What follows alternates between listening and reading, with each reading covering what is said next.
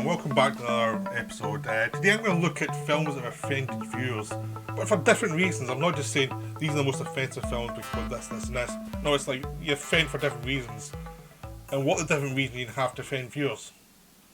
So I'm trying to cover a whole range of reasons why you can offend viewers by picking different films from different types of offence. Hopefully that'll keep it interesting to watch. I'm going to start with the most obvious one first. Salo. I mean, I should say that I'm avoiding certain films that I actually have covered before. So, Showgirls, Starship Troopers, Triumph of the Will, Crash, I'm not covering, because I've covered them before. I don't have that much new to say. There's obviously Disney stuff like Song of the South I could cover, but I'm not going to bother. There's also films I haven't seen that would hit the list, like Birth of a Nation or Realm of the Senses.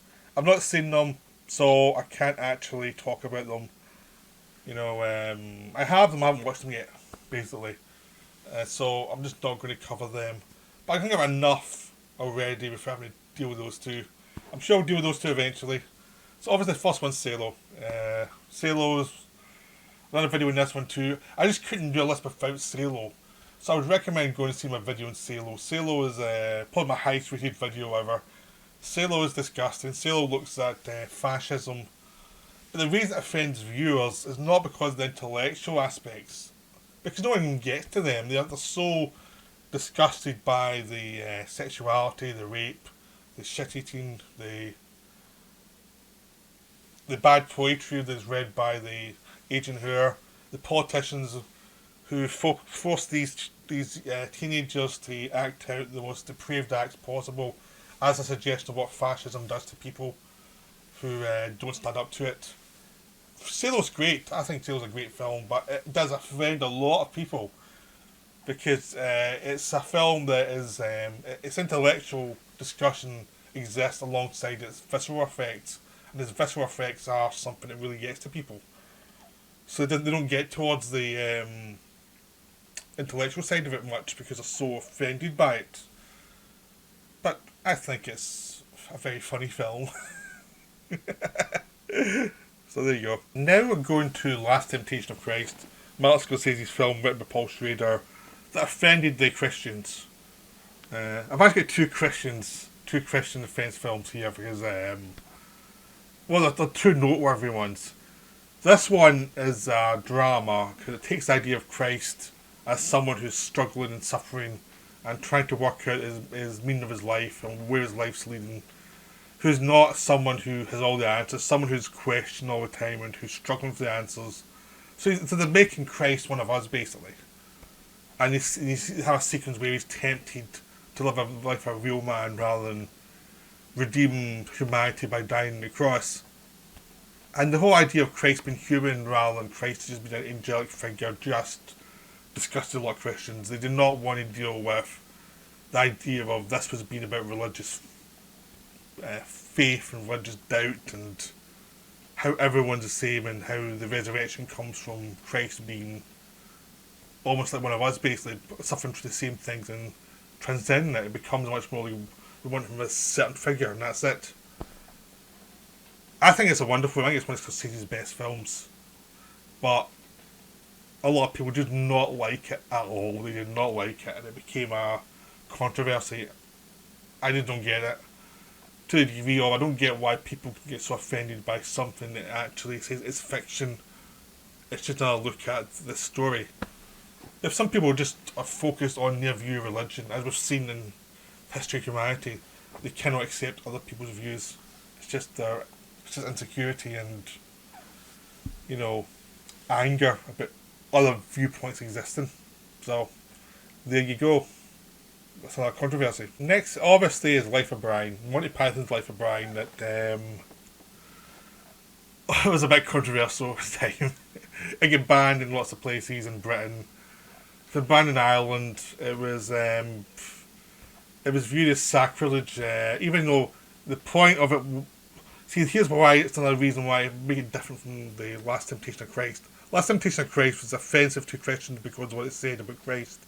This one's about what it said about believers.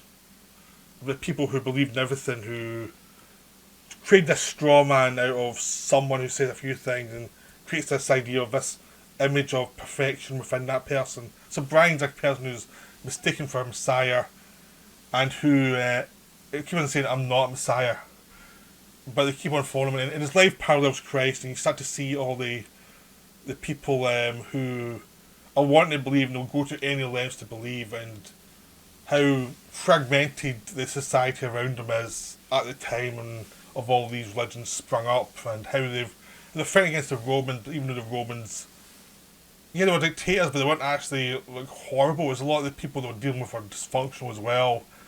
And Brian does not want to be one of the Messiah because he knows it ends badly, and he doesn't escape his fate at all. And it's just a really funny film about belief and how people can be stupid in their belief.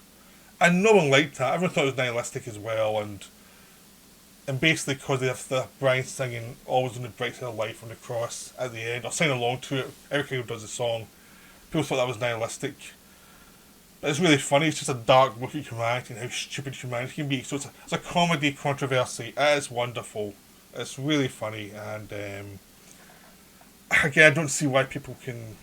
I do see why people hate it, but I don't, because like, you should grow up, really. Okay, now we go to controversy or offence caused by violence in a kids' film. There's been plenty of films like this, and a lot of time you look back at films made when you were a kid or made before you were born, and you think, "Wow, how did they get away with that? That's amazing." And it's astonishing some of the stuff they get through. Because when I was watching Fu Manchu recently, there was a lot of action scenes. It was like, this would not be in a PG film nowadays. But this one pushed it too far for parents. I mean, this was a double hand of a Spielberg. This and Gremlins, both are films that scared the kids. Because this is sequel to Raiders Lost Ark, Temple of Doom. It offended some people because it showed Indian cultists who were evil. They said, "Oh, that's offensive." It's like, these cults existed in the past. Come on. Also, there's the violence. Like, there's another sequence where people were eating all this stuff that looked horrible. You have people with hearts ripped out their chest. Hence the picture. And there's a darkness to it which just scared the parents. And in Gremlins as well, Gremlins scared the kids, which terrified the parents and made the parents have a backlash, which caused a PG-13 rating. So it wasn't PG, it was PG-13, so people knew there was maybe a bit darker, so there's a rating between PG and R in America, which now becomes our 15 certificate really over here in Britain. But it caused a lot of offence, which is weird because it's still one of the best Indiana Jones films, and it's still one of the best kids films of the 80s. But a lot of people don't like it, and it did offend some people. And I love it because it offended people by being so dark and so depressing, and, you know, it was just brutal. But it did cause a genuine offence, but actually it just showed how sensitive parents were at the time. It's like, how are you showing your kids Disney films from the 30s and 40s? They're much darker than this. Pinocchio was terrifying as a kid, but this one caused a lot of offence. A bunch of wimps. Okay, the next one caused offence because of a plot twist. Now, there's been quite a few films that have caused offence of plot twists from beloved franchises. That's why I'm choosing this one. I'm just choosing the one that offended me most. But there's been like stuff you could choose. A lot of people were offended by some of the twists in some of the Star Wars films after the originals. Like, some people don't like prequels. They say that it ruined Star Wars for them. And other people don't like the Disney sequels, which I'll get to eventually in a video at some point. But, you know, it just certain plot points goes against what they see as a series. Then you have something like Alien prequels, which Ridley Scott did with Prometheus and Covenant, which utterly butchered the backstory that Dan O'Bannon had created and made these great monsters. You never understood who they were. Engineers turned them into humanoids in big suits, which was one of the daftest twists ever, and totally ruined a lot of the alien mystique, which I'm not a fan of. But I thought that was the furthest that we would go, because again, these are a lot of times made by the people who created the original franchise doing it, and it's like, don't you understand your own franchise? And this is another example of this. This was James Cameron coming back to Terminator after years away, and being one of the producers and one of the writers. And what did he do? He instantly killed off his lead character in the series. Went back and basically said this is a Terminator 3, and killed off John Connor, who was meant to be the figure who saved humanity from the killer robots. Killed him off beginning of Terminator 3 when he was still a child. When he was basically take place a couple years after Terminator 2. And then replaced him with nothing. Basically replaced him with a character who's in the photo, in the background of the photo here, who has nothing to do through the film. She's basically a non-event character. So there's different ways to offend fans, is the point. You know, to me that was offensive. Like, you replace a character that's very distinct, but who's been messed around a lot in other films. The one did nuclear start, but they did the worst possible thing, which was take away the character and then replace it with someone who's a non-entity. Which was not a smart thing, because you basically deflated you for the whole film and you're pretty much depressed for the whole film. You kind of bring the character up, like the grief for him, and it was just, you're just making it worse. This is just terrible. I mean, when I saw it happen, I thought, well, there must have something clever planned watching this film. There must have something clever coming. And they never did. And it was like, that was a total waste of time. It just destroyed the series and destroyed the movies.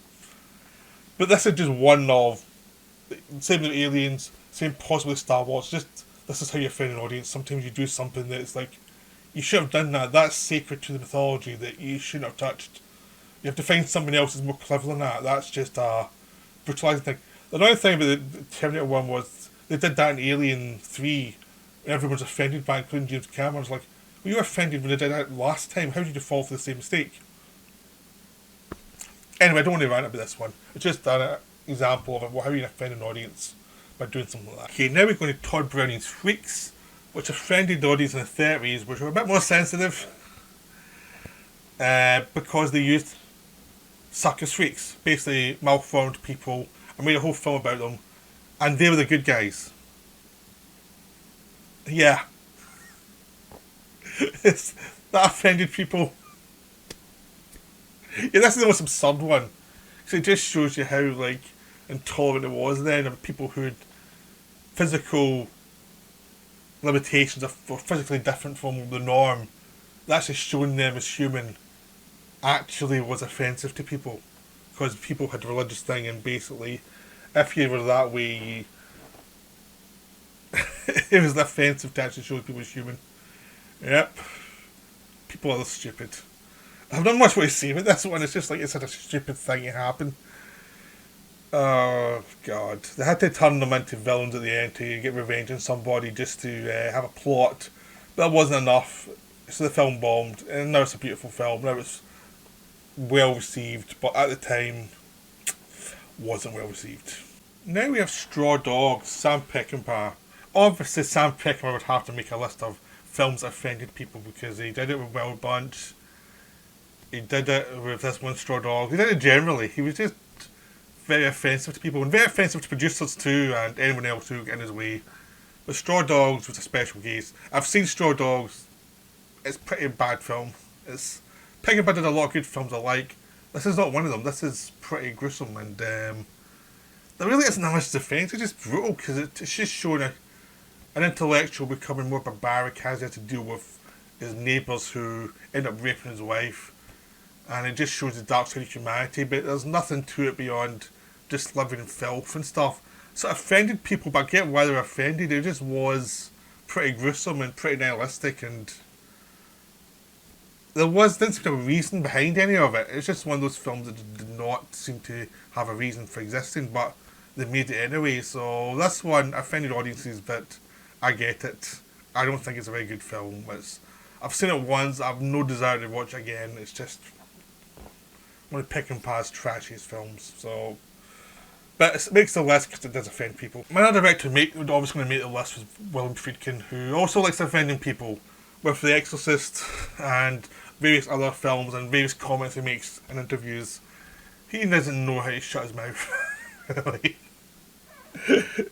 That's the fun thing about him, is he just says what he thinks, but sometimes you're thinking, ooh. But Cruising was a piece of crap.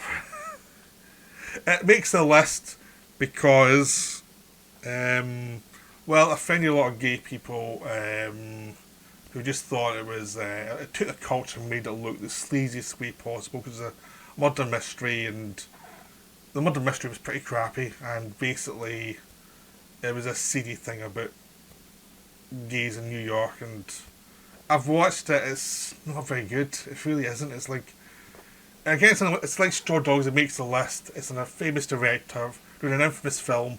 The film itself's pretty crappy. There's not much to recommend it. It's not well made.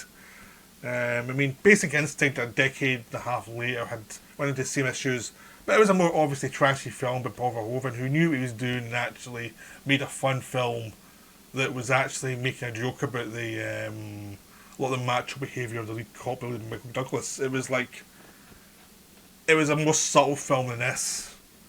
You can see why it offended people, but actually they looked at a sense of humour a bit more than they realised it was funnier. But this one's trash. This one, I get why people don't like this film. It's not good. It is a notoriously controversial film, but it's not a very good film. And it's a film even Al Pacino was like, yeah. I mean, the thing was, when they asked him why he took some time off in the 80s, he goes, well, I said yes to cruising, shouldn't that tell you something? It's something like that, you know. He said yes to cruise, he said yes to revolution. He's like, he was choosing bad stuff then. Okay, on to the next one, because there's not much more to say about this one. Next one is Wavelength. The film that if you're a film student, you hate. I was showing this in films when I was studying film, and most of my class hated it. Then I was showing it again the next year, and they really hated it. I liked it. It's basically an in and out of a shot of this image you see, and it's about the meditation of what's in an image, how it changes with different lenses, different sounds, and how you see the film, and patience with an image. And it's about the complexity of an image, what it can be, what film is, and what it isn't. So it's not narrative based at all. So you need patience, you need to actually be curious about filmic imagery. But it offends people who don't have any patience. That's it. If you don't have patience, it offends you. And it kind of sums up what art house or experimental films do to people. It's like, I don't want to see this because it doesn't conform to what I think a narrative should be. It doesn't need to be that. It can be something else too. You just have to broaden your horizons a little bit and actually see things that are slower paced or a different view of what a story is, or just there's no narrative, it's about the sensation. But a lot of people hated this that I saw it with as a film student. It really offended them. I think it offends most people who see it unless you know what you're in for. Because it offends what you basically instinctively want from a narrative, and it's a good way to break you through that to actually see there's more to the narrative than that. It did wonders for me. It really got my patience a lot better for films. But for most people, it's offensive because it's so slow and there's no plot. So that's why it is. It's offensive to your imagination if don't have patience. And finally, we get to the last one. And it's obvious what it had to be. In Shin Andalou, the bit where they cut the eye, that offended so many people. Buñuel made this one with Salvador Dali. They also made Large Door with Dali. There were the two films they made, then they split apart, and Buñuel went on to all different countries and made masterpieces after masterpiece. One of my favourite directors.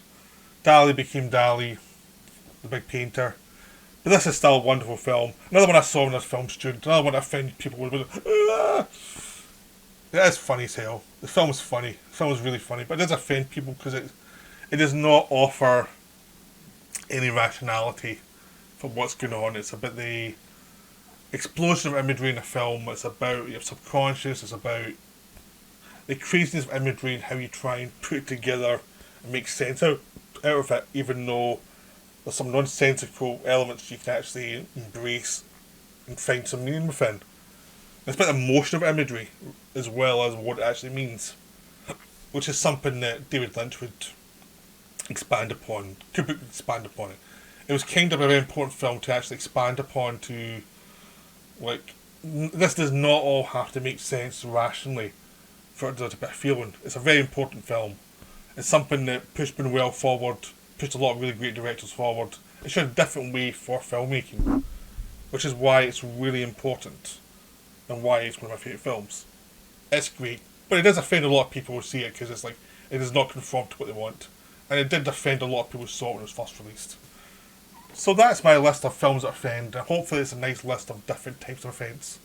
From the more conventional, you ruined my childhood, you ruined my fantasy, so I use my own personal hate for that one, to the more sophisticated offences.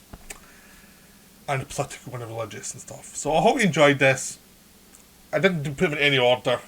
I just tried to give them a rough order to talk about.